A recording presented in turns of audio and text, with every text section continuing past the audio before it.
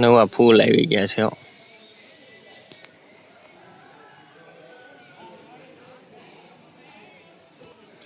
ક્યાં છો એ તો તમે બધા સમજી જ ગયા છો. ગુડ મોર્નિંગ, જય સિયારામ. આજના નવા વ્લોગમાં તમારું હાર્દિક સ્વાગત છે. ને જો રમેશ કાકા દેવ દર્શન કરવા અત્યારમાં આવી ગયા છે અમારી સાથે સાથે. કેમ છો બધા? આકલા પાણી હારા? ને આપણે હવે જવાનું હતું કેદાર ને કેટલા દિવસથી પ્લે સ્કૂલ નહોતો ગયો એટલા માટે એને મૂકવા ને પછી થોડીક દુકાનની વસ્તુ લેતા આવીને થોડાક તેલના ડબ્બાનો એક ગાડી ભરવાની એ ભરી નાખીએ. ને કેદાર નીકળ્યા ગયા છીએ પ્લે સ્કૂલ જવા માટે. ને કેદારની તબિયત હવે થોડીક સારી છે એટલા માટે. ને કેટલો ટાઈમ થયો કેદાર? અંદાજે 1 વીકથી લીધી ગયો કેદાર. લીધી ગયો ને? હા, આજે જવું છે. હા, ત્યાં શું કરવાનું છે? હે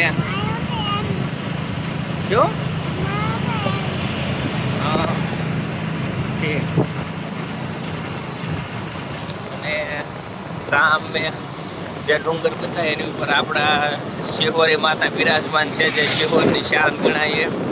ને એની હિસ્ટ્રી પણ બહુ સારી છે. ક્યારેક ફ્રી થશું ત્યારે ત્યાં લઈ જશું ને એની આખી હિસ્ટ્રી તમને કહેશું.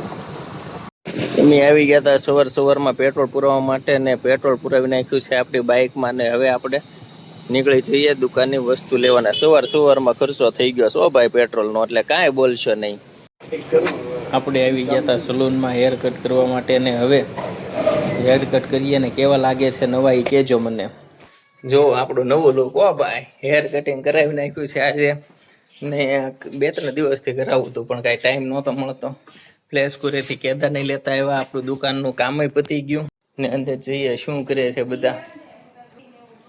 એ કેદુર એ નો અત્યારે રોટી સબ્જી ખાવાની હોય કેદાર, એવું નો ખવાય અત્યારે. હું એમ લાયન આપ્યો આજ. હું હતું લાયન ડે છે. હા એટલે આપ્યો હો કેદાર ને. જો એ મમ્મી એ પહેર્યું એમ. એવું શું કરે મમ્મી? ઠીક એમ. સારું તે કેદાર ને હા કેદાર તો ઉયો ગયો તો એને ગમતું જ તું. આજે હતો લાયન ડે અને આ આપી દીધું તું કેદાર ની પ્લેસ લેતી. જોઈને જો કેદાર ને કેવું હસવાનું.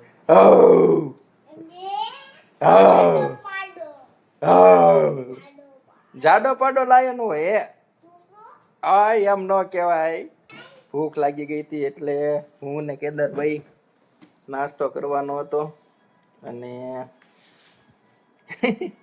કેવું લાગે કા ને સ્કૂલમાં બધી જગ્યાએ આપે હો. ને હું જો ચેવડો લાવ્યો છું અને થોડોક ચેવડો ખાવી મેડ ઇન હોમ. કેદાર રોટલી ને ચા ખાતો હતો. ને અમારે હવે પછી જવાનું હતું જગ્યામાં વસ્તુ દેવા માટે. કેદાર નવું પર્સ કેદારે લઈ લીધું છે અને એમાં દાદાએ એને નાખવા પૈસા આપ્યા છે. હો કેદારને. કેદાર કેટલા છે પૈસા? લાય તો બતાય તો. જો આ પર્સમાં જો પૈસા છે. હો કેટલા આપ્યા દાદાએ? ઓહ એટલા બધા આપ્યા છે દાદાએ. હે તો શું કરીશ એ પૈસાનું? હે કેદાર શું લેવાનું છે તારે? કેદું શું લેવાનું તારે હવેથી?